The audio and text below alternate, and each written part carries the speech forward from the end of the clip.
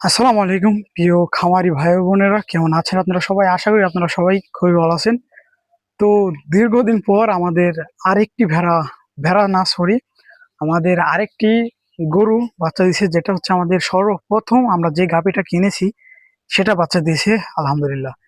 তো আপনাদেরকে দেখাই, এখানটাতে আমাদের ভেড়াগুলো রয়েছে, এখানটাতে আমাদের সেই ভেড়ার বাচ্চাগুলো রয়েছে।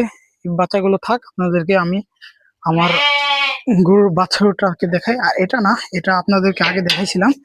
এটা এখন দুধ খাইতেছিল। ওটা হচ্ছে ওর মা, ওই যে ওখানটাতে এটা দুধ খাইতেছিল। তো আমি এটাকে দুধ খাওয়ার জন্য এখানটায় রেখেছি। আর এটা পেট ভরে গেছে আলহামদুলিল্লাহ।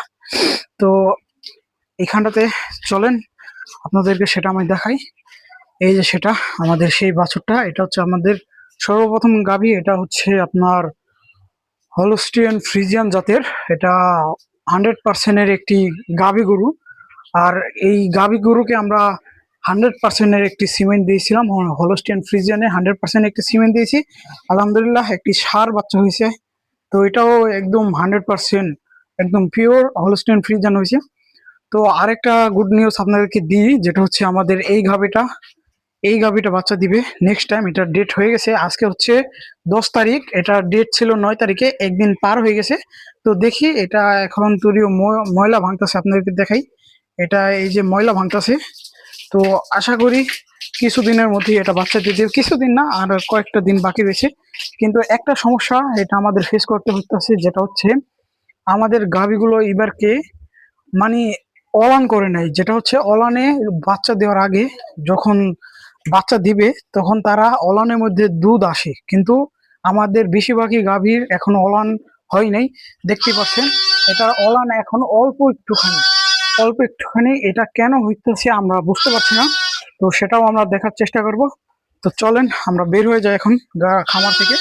আর এই বাচ্চাটা অনেক সুন্দর হয়েছে মাশাল্লাহ, আপনারা সবাই মাশাল্লাহ বলবেন। আরেকটা বিষয় হচ্ছে গিয়ে আমাদের এই যে বকনা বাচ্চাটা, এটা হচ্ছে আপনার হলস্টেইন ফ্রিজিয়ান জাতের হয়েছে।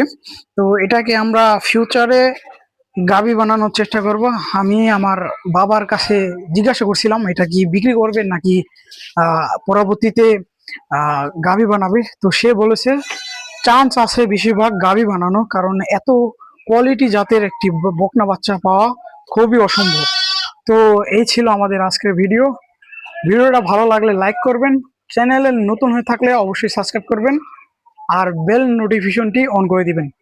দেখা হবে পরের ভিডিওতে। আল্লাহ হাফিজ।